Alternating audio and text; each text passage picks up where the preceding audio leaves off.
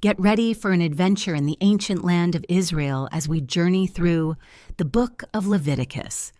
Gather round, Bible explorers, as we set sail on a voyage of discovery through the sacred scriptures.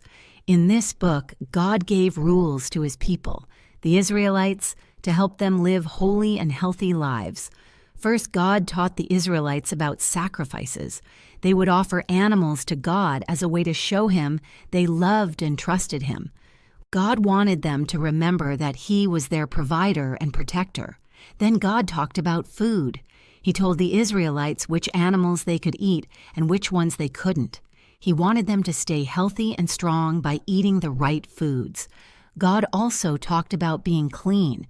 He gave them rules about washing themselves and their clothes to stay clean and avoid getting sick.